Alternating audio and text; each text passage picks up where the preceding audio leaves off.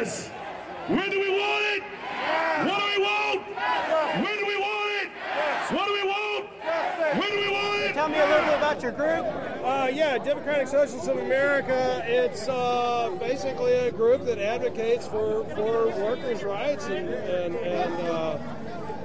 good pay and really socialism. But it's democratic socialism. So if you don't want to be a socialist, you don't have to be a socialist. You know, basically, we would like to see the country and the world transformed so that workers have more say in their wages, their working conditions, what gets produced for that matter, and where the money goes.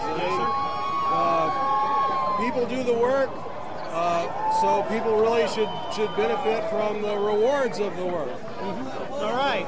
And so y'all are in solidarity then with the events going on in Wisconsin Absolutely. and Indiana and spreading throughout all the North, yes, really. with the union. We're in solidarity with the unions. Right. Well, you know, there were strains of socialism that originated with, I guess, you know, some would say with Marxist analysis that said that there has to be a violent revolution. There has to be a revolution which is not necessarily representative of all the people who are affected.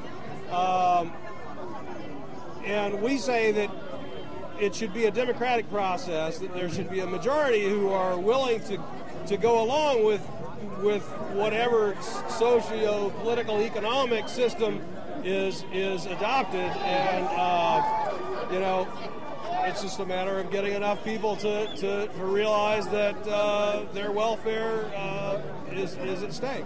You think that's what's going on in the Middle East? I mean, you know, that's a different set of conditions. I really wouldn't compare with the Middle East. Right. But would you say that this is our beginnings to bring about that change?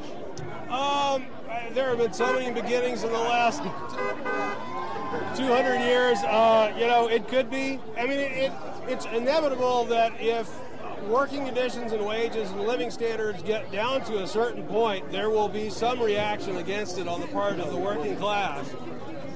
People can only accept, you know... Go ahead. Yeah, so people can only accept so much impoverishment before they finally rebel and say, this is nonsense. You know, the wealthy who brought the economy down to the point it is now have felt no repercussions from it. They're living high on the hog. You know, sales of luxury goods are just as brisk as they ever were, if not more so. You know, obviously Wall Street's back to getting multi-million-dollar bonuses. There really haven't been any reforms that would lead to a more just distribution of wealth. All the problems that led to the economic collapse are still in place, if not worse, with consolidation of banks and all that. So I forgot where I was going with that.